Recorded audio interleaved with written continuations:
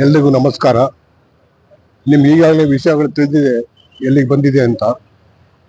ನಮ್ಮ ಎಲ್ಲರ ದೃಷ್ಟಿನೂ ಬಡ್ಜೆಟ್ ಮೇಲೆ ನಿಂತಿದೆ. ಈಗ ಬಡ್ಜೆಟ್ ಆಗುತ್ತೆ, ನಮಗೆ ಒಂದಷ್ಟು ಫಂಡ್ ನಿಗದಿ ಮಾಡ್ತಾರೆ, ನಮ್ಮ ಪೆನ್ಷನ್ ಜಾಸ್ತಿ ಮಾಡ್ತಾರೆ ಅನ್ನೋ ಭರವಸೆ ನಮ್ಮಲ್ಲಿದೆ.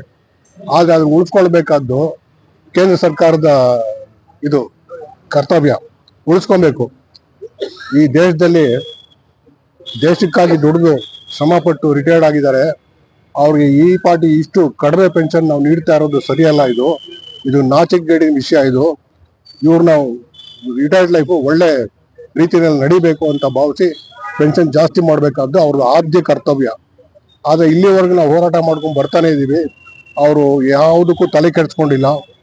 ಮಾಡ್ತೀವಿ, ನೋಡ್ತೀವಿ, ಮಾಡ್ತೀವಿ ಅನ್ನೋದಲ್ಲೇ ಬರ್ತಾ ಇದ್ದಾರೆ. ಇದಕ್ಕೆ ಏನು ಮಾಡಬೇಕು ಅಂತಾನು ಗೊತ್ತಾಗ್ತಾ ಇಲ್ಲ. ಈಗ ಎಷ್ಟು ಅಂತ ಹೋರಾಟ ಮಾಡೋದು? ನಾವು ಎಷ್ಟು ಹೋರಾಟ ಹಿಂದೆ ಸರಿದಿಲ್ಲ, ಮಾಡ್ತಾನೆ ಇದ್ದೀವಿ. ಆದ್ರೂ ಗಮನಕ್ಕೆ ತಗೊಂಡಿಲ್ಲ ಅಂದ್ರೆ ನಮ್ಮ ಹೋರಾಟ ತುಂಬಾ ಸೀರಿಯಸ್ ಆಗಿ ತಗೊಬೇಕು. ಇನ್ಮೇಲೆ ಈಗ ಗೌಡ್ರು ಹೇಳ್ದಂಗೆ ಅಮರಣ ಅಂತ ಉಪವಾಸಕ್ಕೂ ರೆಡಿಯಾಗಿರ್ಬೇಕು. ಆವಾಗ ಬರ್ತಾರೆ, ಹತ್ರಕ್ಕೆ ಬರ್ತಾರೆ. ಬೇಡ್ರಪ್ಪ ಏನೋ ಒಂದು ಮಾಡ್ತೀವಿ ಅಂದ್ಬಿಟ್ಟು. ಅಂದ್ರೆ ನಮ್ಮ ಒಗ್ಗಟ್ಟು ಜೋರಾಗಿರ್ಬೇಕು, ನಮ್ಮ ಸಂಖ್ಯಾಬಲ ಜೋರಾಗಿರ್ಬೇಕು.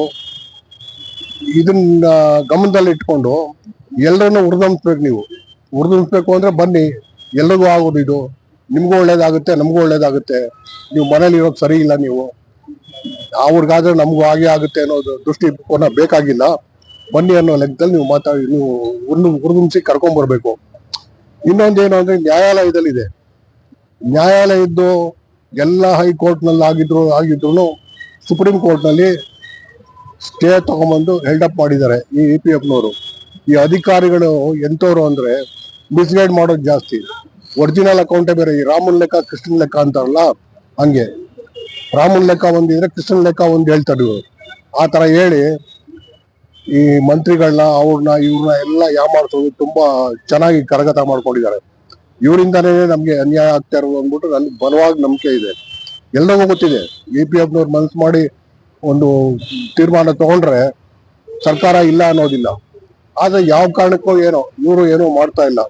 ನಮ್ಗೆ ಇದರಿಂದ ತುಂಬಾ ಬೇಸರ ಆಗಿ ನಾವು ಇಲ್ಲಿ ಬಂದು ನಿಧಿ ಆಪ್ತಿ ನಿಕಟ್ಟು ಅವರು ಏನ್ ಕುಂದು ಕೊರತೆ ಆಲಿಸ್ಲಿ ಅಂತ ಹೇಳ್ಬಿಟ್ಟು ಇಷ್ಟೊಂದು ಸಭೆ ಮಾಡಿದ್ರು ನಮ್ಮ ಬಗ್ಗೆ ಒಂದು ಚೂರು ಕೇರ್ ತಗೊಂತ ಇಲ್ಲ.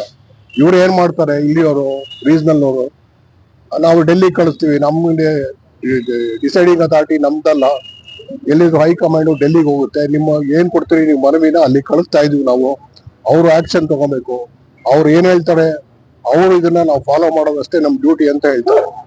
ಇಲ್ಲಿದೇನಾದ್ರು ಲೋಕಲ್ ಏನಾದ್ರು ಇಲ್ಲಿ ನಮ್ಮ ಸಮಸ್ಯೆಗಳೇನಾದ್ರು ಇದ್ರೆ ಬಗೆಹರಿಸ್ಕೊಳ್ಳಿ. ನೀವು ಸೆಂಟ್ರಲ್ ಸಂಬಂಧಪಟ್ಟದ್ದು ನಾವು ಬಗೆಹರಿಸೋಕೆ ನಮ್ಮ ಕೈಲಿ ಸಾಧ್ಯ ಇಲ್ಲ, ನಮಗ್ ಪವರ್ ಇಲ್ಲ ಅಂತ ಹೇಳ್ತಾ ಇದ್ದಾರೆ. ಆದ್ರಿಂದ ನಮ್ ಕೂಗು ಡೆಲ್ಲಿಗೆ ಮುಟ್ಬೇಕು. ಮೊನ್ನೆ ಶೋಭಾ ಕರಂದ್ಲಾಜೆ ಅವ್ರನ್ನ ಮೀಟ್ ಮಾಡಿದ್ದು ಅಂತ ಹೇಳಿದ್ರು. ಅವ್ರು ಸಿಗ್ಲಿಲ್ಲ. ಅವ್ರು ಅಪಾಯಿಂಟ್ಮೆಂಟ್ ಕೊಟ್ರು ಸಿಗ್ಲಿಲ್ಲ. ಆದ್ರೂ ಅವ್ರ PAK ನಲ್ಲಿ ಮನವಿ ಕೊಟ್ಬಿಟ್ಟು ಬಂದಿದ್ವಿ. ಇದು 4ನೇ ಸರ್ತಿನೋ 5ನೇ ಸರ್ತಿನೋ ಆ ಎಮ್ಮಂಗ್ ಕೊಡ್ತಾ ಇರೋದು. ಆ ಎಮ್ಮನು ಮಾಡ್ಬೋದಾಗಿದೆ. ಆ ಎಮ್ಮ ಸ್ಟೇಟ್ ಮಿನಿಸ್ಟರ್ ಆಗಿ, ಸೆಂಟ್ರಲ್ ಲೇಬರ್ ಸ್ಟೇಟ್ ಮಿನಿಸ್ಟರ್ ಆಗಿ ನಮ್ಮ ಕರ್ನಾಟಕಕ್ಕೆ ಅಂತಾನೆ ಅಲ್ಲ ಇಡೀ ದೇಶಕ್ಕೆ ಒಳ್ಳೇದಾಗೋರು ಒಂದು ಡಿಸಿಷನ್ ತಗೊಂಡಿದ್ರೆ ಆ ಡಿಸಿಷನ್ ತಗೊಂಡಿಲ್ಲ. ಇಲ್ಲಿ ನಮ್ಮ ಹತ್ರ ಒಪ್ಕೊಂತಾರೆ, ಆಯ್ತು ಅಷ್ಟೇನ ಕಡಿಮೆ ಬರ್ತಾ ಇದೆಯಾ ನಿಮ್ಗೆ, ನಾವು ನೋಡ್ತೀನಿ ಮಾಡ್ತೀನಿ ಅಂತಾರೆ. ಅಲ್ಲಿ ಪಾರ್ಲಿಮೆಂಟ್ ಅಲ್ಲಿ ಆಪೋಸಿಷನ್ MP ಕೇಳಿದ್ರೆ ಇಲ್ಲ, ಫಂಡ್ ಕರ್ಗೋಗುತ್ತೆ, EPF ಫಂಡ್ ಕಡಿಮೆ ಇದೆ, ಈ ತರ ಹೈಯರ್ ಪೆನ್ಷನ್ ಕೊಟ್ಟ ಫಂಡ್ ಖಾಲಿ ಆಗುತ್ತೆ ಅನ್ನೋ ಲೆಕ್ಕದಲ್ಲಿ ಉತ್ತರ ಕೊಡ್ತಾರೆ. ಅವರು ಉತ್ತರ ಕೊಡ್ಬೇಕಾದ್ರೆ ಇವರೇ ಕಾರಣ. ಇವರು ಮಿಸ್ಗೈಡ್ ಮಾಡಿದ್ದಾರೆ. ಅವ್ರಿಗೆ ಮಿಸ್ಗೈಡ್ ಮಾಡಿ ಈ ತರ ಅಂತ ಹೇಳಿ ಇವ್ರು ಹೇಳಿದ್ರೆ ತಿಳ್ಕೊಂತಾರೆ. ಅವ್ರು ಪೂರ್ತಿಯಾಗಿ ಸ್ಟಡಿ ಮಾಡಿಲ್ಲ.